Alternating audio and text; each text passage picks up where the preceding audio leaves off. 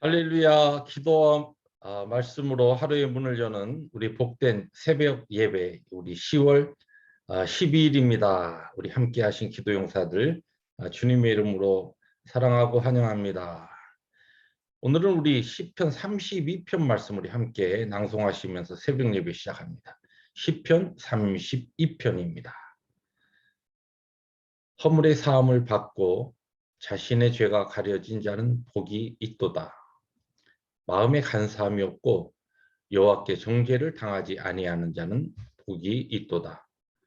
내가 이르기를 내 허물을 여호와께 자복하리라 하고 주께 내 죄를 아뢰고 내 죄악을 숨기지 아니하였더니 곧 주께서 내 죄악을 사하셨나이다. 이로 말미암아 모든 경건한 자는 주를 만날 기회를 얻어서 주께 기도할지라. 진실로 홍수가 범람할지라도 그에게 미치지 못하리이다. 너희 의인들아 여호와를 기뻐하며 즐거워할지어다. 마음이 정직한 너희들아 다 즐거이 외칠지어다. 아멘. 주님 감사합니다. 오늘도 말씀과 기도로 하루의 문을 여는 주의 귀한 백성들과 심령들에게 그리스도의 보혈에 그 공로 힘있고 오늘도 하나님 앞에 정직하고 경건한 자들로 서는 귀한 시간 될 수 있기를 원합니다. 오늘도 주 앞에서 기뻐하며 즐거워하는 복된 하루 되게 하여 주옵소서. 예수님의 이름으로 감사하기도 합니다. 아멘. 하나님의 말씀 욥기서 6장 14절부터 30절 우리 교독합니다. 낙심한 자가 비록 전능자를 경외하기를 저버릴지라도 그의 친구로부터 동정을 받느니라. 내 형제들은 개울과 같이 변덕스럽고 그들은 개울의 물살같이 지나가누나. 얼음이 녹으면 물이 검어지며 눈이 그 속에 감추어질지라도 따뜻하면 마르고 더우면 그 자리에서 아주 없어지나니. 대상들은 그들의 길을 벗어나서 삭막한 들에 들어가 멸망하느니라. 대마의 떼들이 그것을 바라보고 스바의 행인들도 그것을 사모하다가 거기 와서는 바라던 것을 부끄러워하고 낙심하느니라. 이제 너희는 아무것도 아니로구나. 너희가 두려운 일을 본즉 겁내는구나. 내가 언제 너희에게 무엇을 달라고 말했더냐? 나를 위하여 너희 재물을 선물로 달라고 하더냐? 내가 언제 말하기를 원수의 손에서 나를 구원하라 하더냐? 폭군의 손에서 나를 구원하라 하더냐? 내게 가르쳐서 나의 허물된 것을 깨닫게 하라. 내가 잠잠하리라. 옳은 말이 어찌 그리 고통스러운 것. 너희의 책망은 무엇을 책망함이냐. 너희가 남의 말을 꾸짖을 생각을 하나 실망한 자의 말은 바람에 날아가느니라. 너희는 고아를 제비 뽑으며 너희 친구를 팔아 넘기는구나. 이제 원하건대 너희는 내게로 얼굴을 돌리라. 내가 너희를 대면하여 결코 거짓말하지 아니하리라.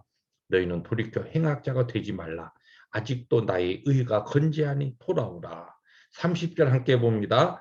내 혀에 어찌 불의한 것이 있으랴. 내 미각이 어찌 속임을 분간하지 못하랴. 아멘. 네, 욥기 6장에 들어와서 이제 욥은 엘리바스가 그를 향하여서 아주 가혹하고 그리고 또 아주 무서운 그와 같은 책망을 하는 이야기를 들으면서 그 자신이 너무 억울하고 섭섭한 마음을 감출 수가 없습니다.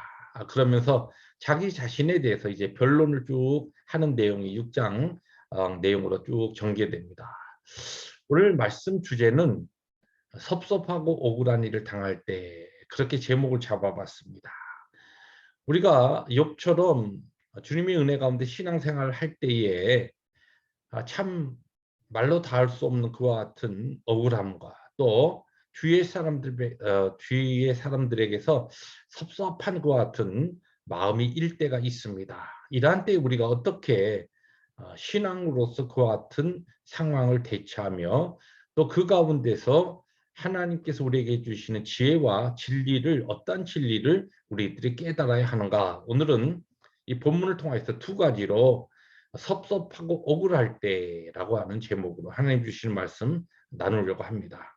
첫째는 우리의 삶의 욥처럼 참 말 못하는 것과 같은 억울함과 또 그 누구와도 이렇게 참 주위의 사람들에게서 믿었던 사람들에게서 참 섭섭한 것 같은 상황이 펼쳐질 때에 첫째는 유한한 존재인 인생의 허무함을 깨닫고 인생을 의지하지 말라는 것입니다.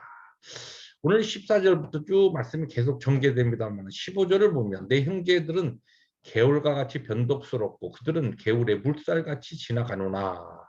이 무슨 표현이냐면 욥이 지금 고난 가운데서 인생의 무상함을 그가 깨닫고 인생의 변덕스럽고 유한한 그와 같은 사람의 모습을 그가 보면서 그의 마음에 그 깊은 탄식을 지금 표현하고 있는 것입니다.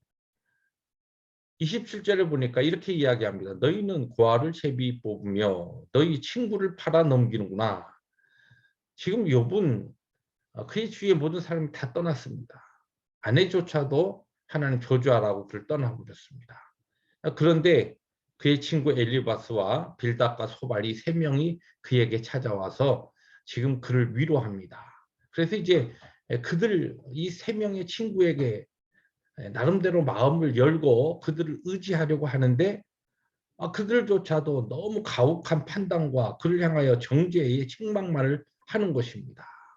이런 상황 가운데 욥은 인생은 이렇게 변할 수밖에 없는 존재이고 유한하고 믿을 만한 존재가 되지 못하는구나라고 하는 것을 지금 그의 변론을 통하여 쭉 말씀하고 있는 것입니다. 두 번째로 우리가 억울한 일과 섭섭한 사람들에게 섭섭한 것과 같은 감정이 마음속에서 쫙 피어오를 때 이럴 때는 자신을 알고 계신 하나님 앞에서 하나님이 주시는 위로와 힘을 얻어야 한다는 것입니다.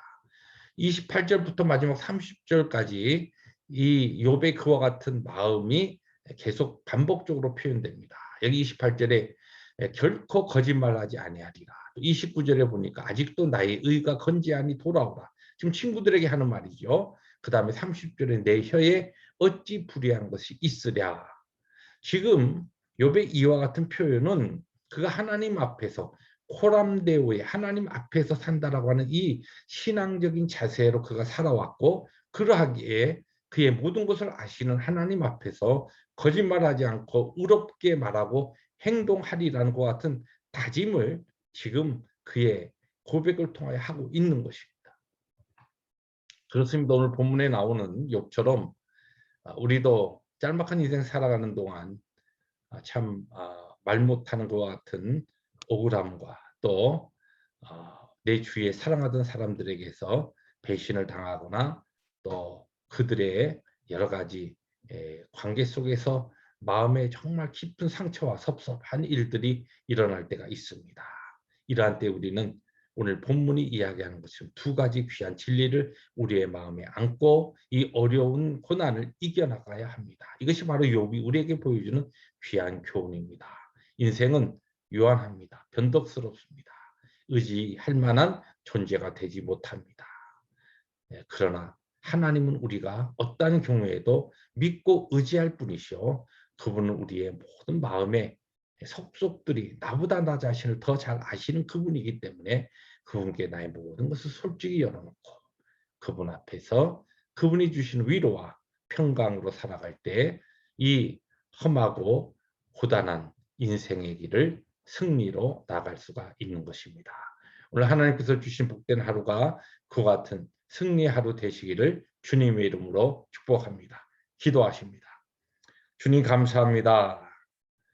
욥이 엘리바스 이야기를 듣고 그의 참 가혹한 책망과 비난을 들으면서 그의 마음이 무너질 때 참 섭섭하고 억울한 그와 같은 상황 가운데 두 가지 귀한 진리를 깨달아 우리에게 이 귀한 진리를 선포하시니 이 말씀 우리들이 마음에 담고 우리에게도 우리의 인생길에서 이와 같은 어려운 상황을 만날 때 말씀으로 능력을 얻고 말씀으로 힘을 얻으며 인생 의지하지 않고 하나님만 의지하는 인생들 되게 하여 주시옵소서. 예수님의 이름으로 감사기도 합니다. 아멘. 오늘도 하나님의 말씀 붙잡고 주께서 주시는 승리를 향하여 나아가시는 복된 하루 되시기를 주님의 이름으로 축복합니다. 할렐루야.